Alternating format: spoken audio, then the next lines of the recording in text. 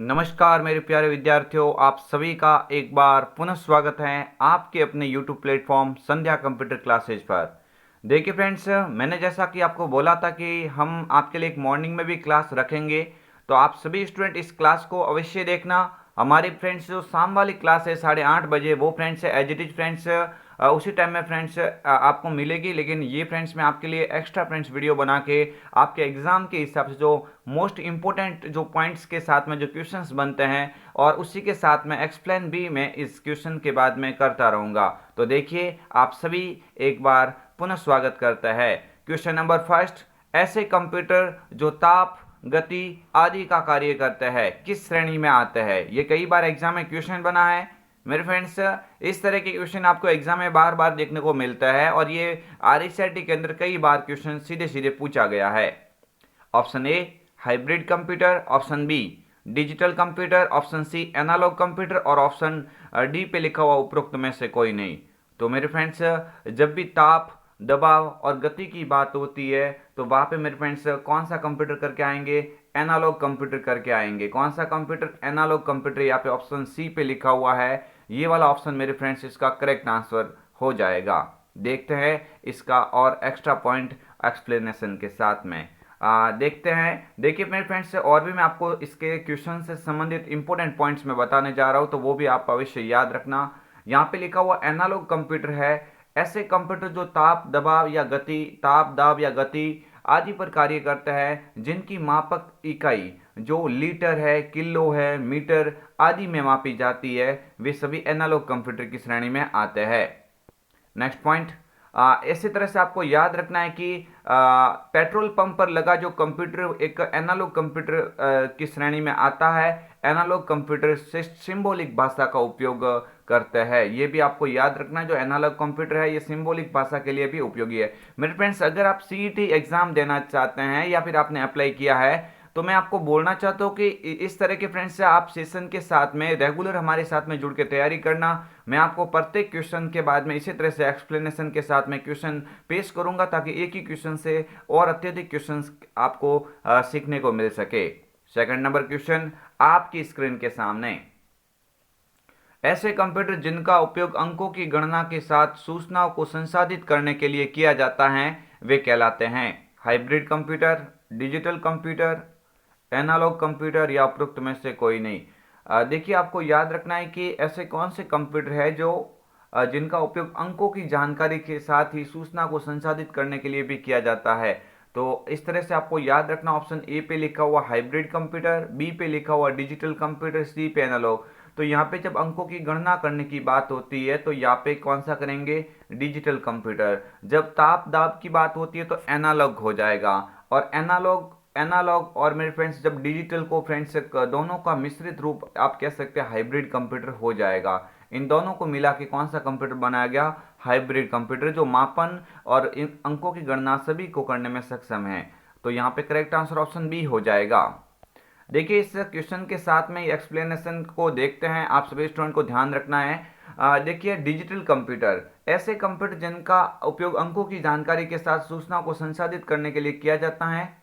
Digital computer binary system का उपयोग करते हैं। आप सभी को याद रखना है कि डिजिटल कंप्यूटर होता है, इसमें किसका उपयोग किया जाता है? बाइनरी नंबर का। जबकि जो एनालॉग होता है उसमें सिंबॉलिक नंबर्स या सिंबॉलिक का लैंग्वेज का उपयोग किया जाता है। इसी तरह से आपको याद रखना, जब बाइनरी का उपयोग किया जाता है तो हमेशा आपको याद रखना, बाइनरी हमेशा 0 और 1 को समझता है, यानी बाइनरी कोड भी 0 और 1 ही होता है। नेक्स्ट, इस तरह से आपको याद रखना है। आगे वाले क्वेश्चंस की ओर देखते हैं। निम्न में से एक माइक्रो कंप्यूटर का उदाहरण है। आप सभी को याद रखना है कि इनमें से कौन सा एक माइक्रो कंप्यूटर की श्रेणी में आता है। तो देखिए, डेस्कटॉप भी आता है, पीडीए भी आता है और नोटबुक भी आता है। इन सभी को मेरे फ्रेंड्स क्या कहा जाता है? माइक्रो कंप्यूटर कहा जाता है। इन सभी को किस कंप्यूटर की श्रेणी में रखा गया है? माइक्रो कंप्यूटर की श्रेणी में रखा गया है। देखते हैं इसका एक्सप्लेनेशन। ऐसे कंप्यूटर जिनमें माइक्रो प्रोसेसर का उपयोग किया जाता है, ऐसे कंप्यूटर जिसके अंदर माइक्रो प्रोसेसर का उपयोग किया जाता है, उन्हें माइक्रो कंप्यूटर कहा जाता है। यहाँ पे लिखा हुआ फ्रेंड्स अल्टेर है। अल्टेर 8800 लिखा हुआ, ये विश्व का पहला माइक्रो कंप्यूटर था। यहाँ पे लिखा हुआ मेरे फ्रेंड्स आपको याद रखना है, अल्टेर जो लिखा हुआ है ये अल्टेर है मेरे फ्रेंड्स, अल्टेर 8800 जो लिखा हुआ है ये विश्व का क्या है, पहला माइक्रो कंप्यूटर है। ये क्वेश्चन कंपटीशन एग्जाम के हिसाब से इंपॉर्टेंट है। भारत का पहला माइक्रो कंप्यूटर अगर पूछा जाता है एग्जाम में तो हम क्या करके आएंगे, सिद्धार्थ करेंगे। कौन सा करेंगे, सिद्धार्थ करेंगे। आपको याद रखना है कि सिद्धार्थ ये है, इस कंप्यूटर ये जो कंप्यूटर है सिद्धार्थ नामक, इसको मेरे फ्रेंड्स एक बार्क कंपनी है, बार्क एक जो फ्रेंड्स इसके द्वारा मुंबई के अंदर ये बनाया गया था। नेक्स्ट देखते हैं, माइक्रो कंप्यूटर का उदाहरण हम सभी को याद ही है, डेस्कटॉप होता है, पीडीए होता है, नोटबुक होता है, लैपटॉप होता है, टैबलेट होता है, पीसी होता है। ये जब भी फ्रेंड्स इस तरह के आपको नाम दिखते हैं ये सभी माइक्रो कंप्यूटर की श्रेणी में आते हैं। विश्व का सबसे शक्तिशाली कंप्यूटर वैसे सुपर होता है, लेकिन माइक्रो कंप्यूटर की बात हुई है यहाँ पे तो आप इसको याद रखेंगे। आगे वाला क्वेश्चन आपको आपकी स्क्रीन के सामने है कि 202 SDS92, ये दो विकल्प आपके सामने उदाहरण दे रखे हैं। ये किस कंप्यूटर के उदाहरण हैं, मेन फ्रेम, मिनी, माइक्रो या उपरोक्त में से कोई नहीं। तो ये जब भी आपके सामने दो नाम दिखते हैं तो आप इसमें क्या करोगे, मिनी कंप्यूटर यहाँ पे कर लेंगे। ऑप्शन बी पे लिखा हुआ है मिनी कंप्यूटर, इसका क्या हो जाएगा, करेक्ट आंसर। नेक्स्ट देखते हैं इससे मिनी कंप्यूटर के बारे में एक्स्ट्रा विशेष पॉइंट कौन कौन सा है। आपको याद रखना, मिनी कंप्यूटर प्राय छोटे व्यापार में उपयोग में लिए जाता है। उदाहरण के लिए K202, SDS92, Texas instrument TI 990, ये तीनों जो उदाहरण दे रखे हैं ये मेरे फ्रेंड्स किस कंप्यूटर के उदाहरण हो जाएंगे, मिनी कंप्यूटर के उदाहरण हो जाएंगे। ये भी आप हमेशा हमेशा के लिए याद रखना। अगर विश्व का पहला मिनी कंप्यूटर पूछे तो आपको याद रखना PDP-8 लिखा हुआ है। ये मेरे फ्रेंड्स आपको याद रखना, पर्सनल डेटा प्लेटफॉर्म के रूप में। इस PDP का पूरा नाम आपको कभी पूछता है एग्जामिनर तो आपको याद रखना है PDP-8 में PDP का पूरा नाम बताइए तो क्या होता है, पर्सनल डेटा प्लेटफॉर्म। क्या हो जाएगा, पर्सनल डेटा प्लेटफॉर्म। ये PDP-8 है, ये 1965 के अंदर DEC यानी डिजिटल इक्विपमेंट कॉरपोरेशन द्वारा बनाया गया। तो इस तरह से ये मिनी कंप्यूटर के बारे में आप स्क्रीनशॉट ले सकते हैं, और मिनी कंप्यूटर के बारे में जब भी बात होती है तो कम से कम आप इन पॉइंटों को याद रखें। अब फ्रेंड्स आपको याद रखना, RSIT के अलावा CET के अंदर भी 30 नंबर की कंप्यूटर डाली गई है, जो ग्रेजुएशन लेवल की CET है या फिर आपको याद रखना है 12th लेवल की है। तो मेरे फ्रेंड्स अभी से आप इस चैनल के साथ में जुड़ के कंप्यूटर विषय के अंदर रोजाना आप इस तरह के वीडियो को देखेंगे तो मैं दावा करता हूं कि जब भी 2-3 महीने के बाद में आपका इसका एग्जाम होगा तो आपको कंप्यूटर विषय पढ़ने की बिल्कुल आवश्यकता नहीं पड़ेगी, अदर सब्जेक्ट आपको पढ़नी पड़ेगी। आगे वाला क्वेश्चन आप सभी की स्क्रीन के सामने, डेटा भंडारण और क्षमता प्रदर्शन और डेटा प्रोसेसिंग के मामले में सबसे शक्तिशाली कंप्यूटर कौन से होता है। तो ये मैंने अभी आपको बोला था, जब ऐसी बात होती है तो सुपर कंप्यूटर को कर लेंगे। सबसे शक्तिशाली कंप्यूटर कौन से हो जाएंगे, सुपर कंप्यूटर हो जाएंगे। आपको याद रखना है मेरे फ्रेंड्स, सबसे स्लो कंप्यूटर या सबसे सस्ता कंप्यूटर पूछे, सबसे स्लो या सबसे सस्ता कंप्यूटर पूछे तो हम क्या करेंगे, सबसे धीमा कंप्यूटर कौन सा होता है, माइक्रो कंप्यूटर। सबसे तेज कंप्यूटर पूछा गया तो यहाँ पे कौन सा हो जाएगा, सुपर कंप्यूटर। देखिए फ्रेंड्स, सुपर कंप्यूटर के बारे में एक्स्ट्रा पॉइंट क्या क्या है जो आपको याद रखना है, मैं फ्रेंड्स आपको बता देता हूँ। सुपर कंप्यूटर जो है मेरे फ्रेंड्स, सुपर कंप्यूटर की परफॉर्मेंस किस में मापी जाती है, फ्लॉप्स में। ये भी क्वेश्चन कंपटीशन एग्जाम के हिसाब से काफी इंपॉर्टेंट है कि सुपर कंप्यूटर की स्पीड किस में मापी जाती है, तो आपको याद रखना है फ्लॉप्स में मापी जाती है। किस में, फ्लॉप्स में। ये कंपटीशन एग्जाम के लिए इंपॉर्टेंट है अगर आप CET की तैयारी कर रहे हो। विश्व का पहला कंप्यूटर, मेरे फ्रेंड्स विश्व का पहला कंप्यूटर, सुपर की बात हो रही है, विश्व का पहला सुपर कंप्यूटर अगर एग्जाम में पूछा जाता है तो विश्व का पहला सुपर कंप्यूटर कौन सा था, CDC 6600 था। कौन सा था, CDC 6600 था। जो मेरे फ्रेंड्स आपको याद रखना है कि 1966 के अंदर कंट्रोल डेटा कॉरपोरेशन यानी कंट्रोल डेटा कॉरपोरेशन यानी आपको याद रखना है CDC यानी कंट्रोल डेटा कॉरपोरेशन द्वारा बनाया गया भारत का पहला सुपर कंप्यूटर परम 8000 है। मेरे फ्रेंड्स भारत का पूछे तो आप क्या करेंगे, परम 8000 है जो 1991 में बनाया गया था। इस तरह से सुपर कंप्यूटर के बारे में आप स्क्रीनशॉट ले सकते हैं, ये पॉइंट आपके एग्जाम में काफी मदद करेंगे। कंपटीशन एग्जाम की तैयारी कर रहे तो वहां पे भी आपको क्या, इसका बहुत ही बेनिफिट मिलेगा। आगे वाला क्वेश्चन आपकी स्क्रीन के सामने है, निम्न में से कंप्यूटर की सीमा है। फ्रेंड्स लिमिट ऑफ कंप्यूटर की बात हो रही है, तो आपको याद रखना है कंप्यूटर में तेज गति तो होती है, कार्य करने की गति बहुत फास्ट होती है, बिल्कुल स्वचालन। ऑप्शन बी, सी पे लिखा हुआ शुद्धता, और ऑप्शन डी बुद्धिमत्ता की कमी। तो देखिए स्वचालन भी मेरे फ्रेंड्स ये अपने आप फ्रेंड्स हिसाब से चलता भी है, इसको बार बार चलाने की आवश्यकता नहीं पड़ती है।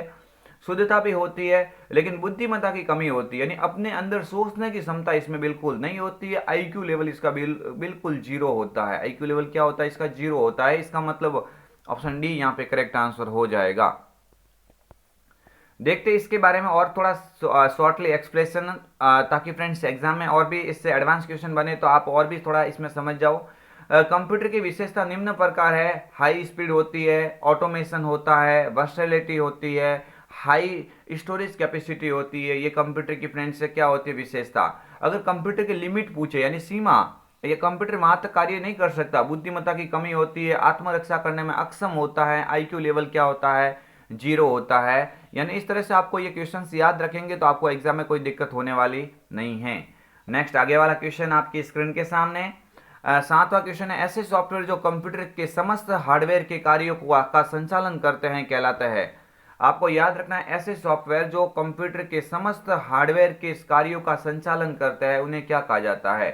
सिस्टम सॉफ्टवेयर, एप्लीकेशन सॉफ्टवेयर, ए और बी दोनों, या नॉन ऑफ द अबव। तो आपको याद रखना है, जब बात होती है स्वचालन, ये पूरी तरह से इसको हार्डवेयर को संभालना, सॉफ्टवेयर का फ्रेंड्स कार्य करवाना, तो ये कौन करता है? एप्लीकेशन सॉफ्टवेयर नहीं करेगा, सिस्टम सॉफ्टवेयर करेगा, जिसको हम ऑपरेटिंग सिस्टम के नाम से भी जानेंगे तो भी सही माना जाएगा। ऑपरेटिंग सिस्टम बोलो या सिस्टम सॉफ्टवेयर बोलो, बात दोनों एक ही होती है।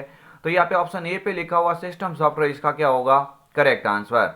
देखिए फ्रेंड्स, इससे संबंधित ऑपरेटिंग सिस्टम की जब बात होती है तो आपको याद रखना दो तरह के ऑपरेटिंग सिस्टम हो सकते हैं। देखिए, ऑपरेटिंग सिस्टम या सिस्टम सॉफ्टवेयर की बात होती है तो दो तरह के ऑपरेटिंग सिस्टम होते हैं।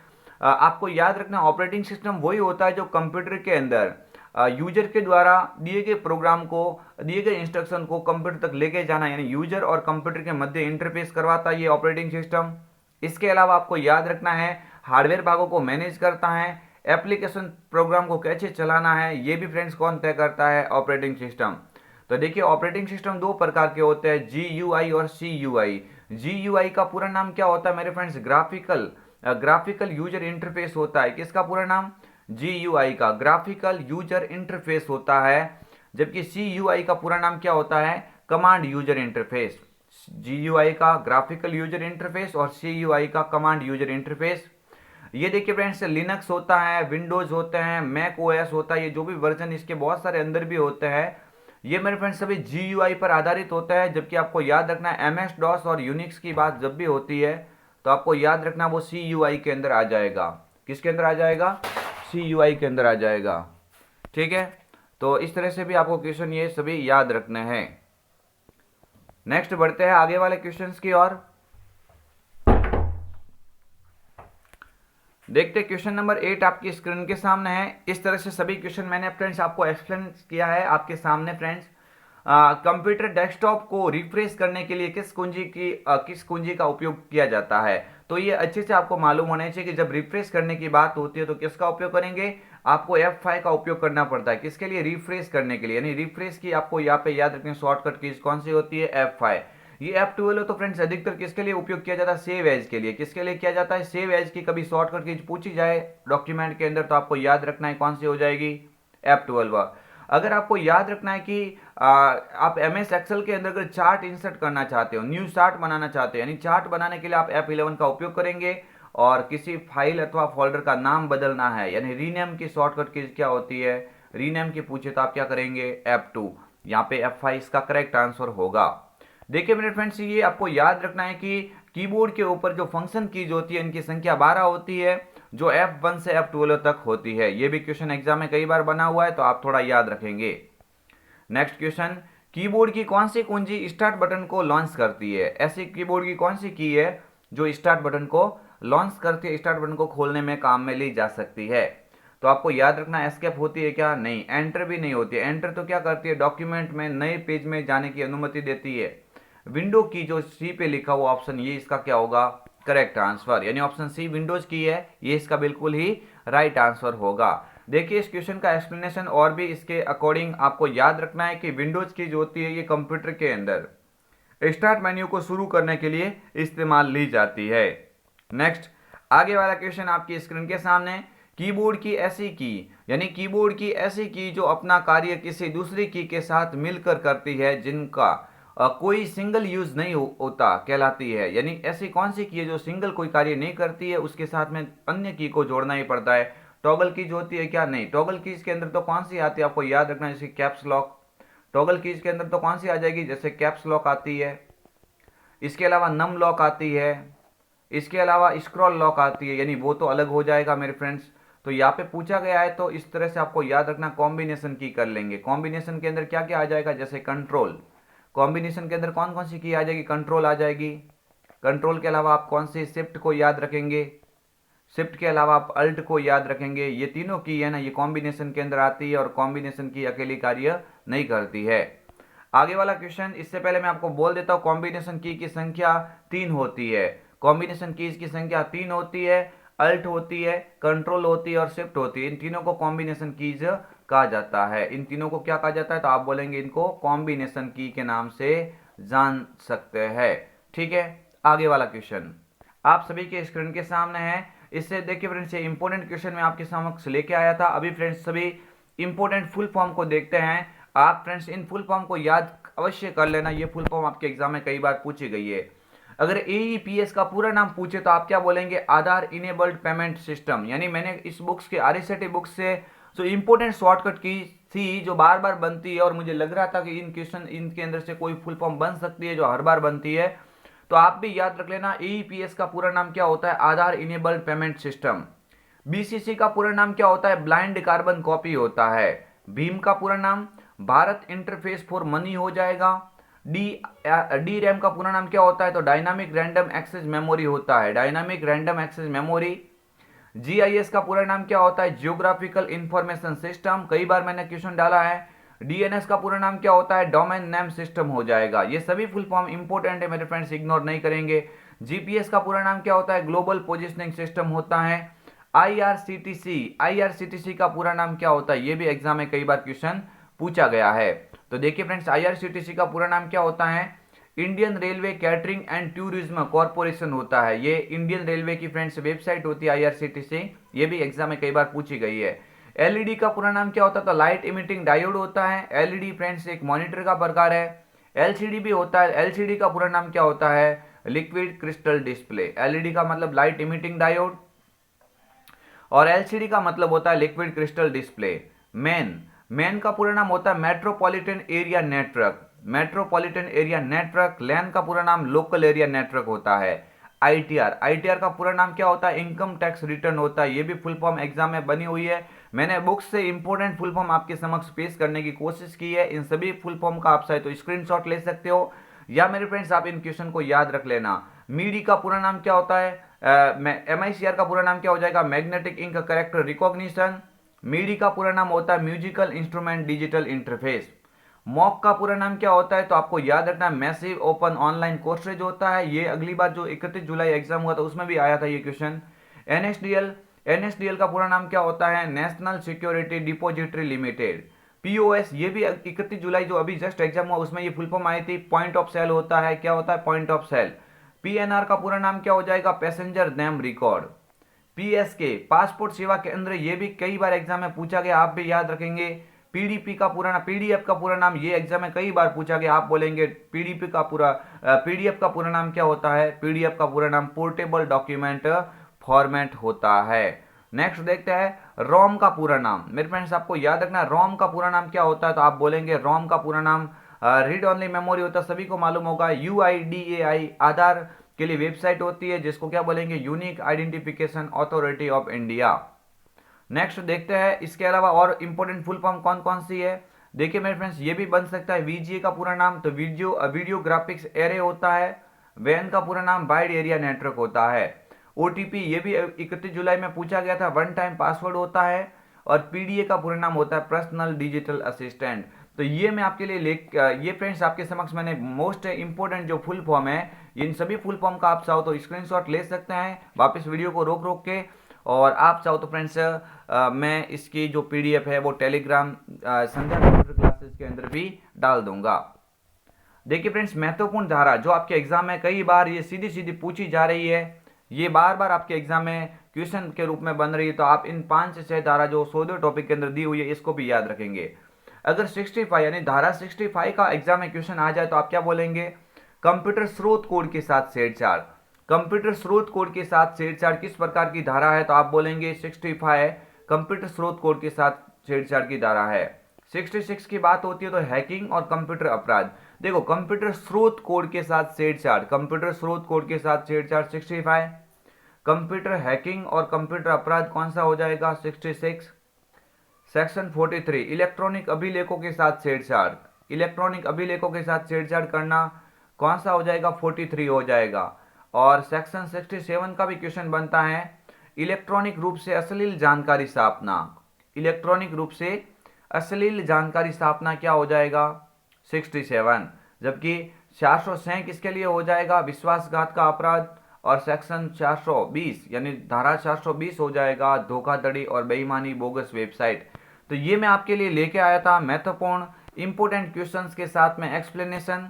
और इसके बाद में मैंने फुल फॉर्म को जो इंपॉर्टेंट अब की बार एग्जाम में, इसके बाद से तो फुल फॉर्म मेरे हिसाब से बन ही नहीं सकती। और अगर इसके अंदर से क्वेश्चन बनेगा तो ये भी आपके एग्जाम के लिए एक रामबाण की तरह काम करेगा।